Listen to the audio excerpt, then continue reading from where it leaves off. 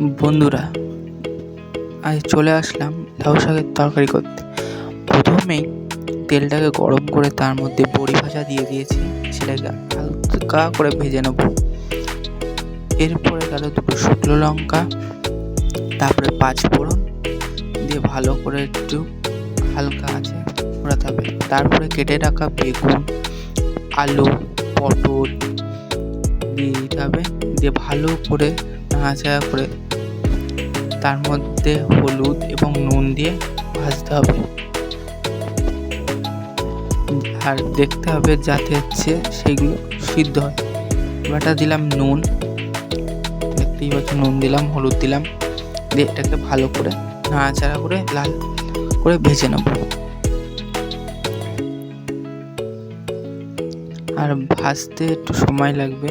তারপরে দিলাম আদা বাটা, আবার কাঁচা লঙ্কা দিয়ে দিলাম এর ভেতরে, দিয়ে নাড়তেই হবে।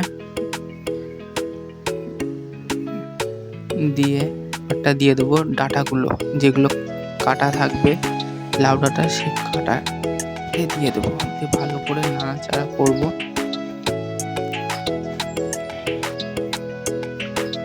মানে এটা যত আপনি ভালো করে রান্না করবেন, ডাঁটার ভেতরে মশলাগুলো ঢুকবে ভালো করে।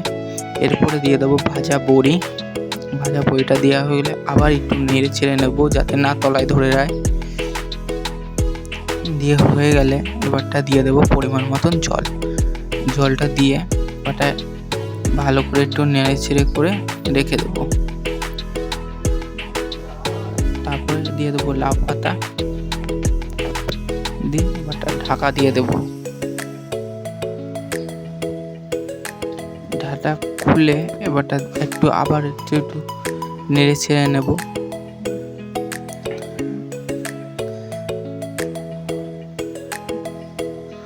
হয়ে গেলে নাড়াচাড়া হয়ে গেলে আবার ঢাকাটা বসিয়ে দেবো। ওটা কিছুক্ষণ পরে আবার তুলে নেব, নিয়ে দেখবো সিদ্ধ হয়েছে নাকি। ওটা সিদ্ধ হয়ে গেলে এর ভেতরে দিয়ে দেবো নারকেলের দুধ। এখানে নারকেলটা কুড়িয়ে দুধটা দিয়ে দিতে হবে বেটে, দিয়ে আবার একটু অনেক নেড়ে চেড়ে নেব। এবারটা পরিমাণ মতন একটু চিনি দিয়ে দেবো যাতে একটু মিষ্টি মিষ্টি ভাবটা হয়। দিয়ে আবার একটু নেড়ে চেড়ে ভালো করে নামিয়ে নিলেই তৈরি আপনাদের প্রিয় লাউয়ের ডাঁটার তরকারি।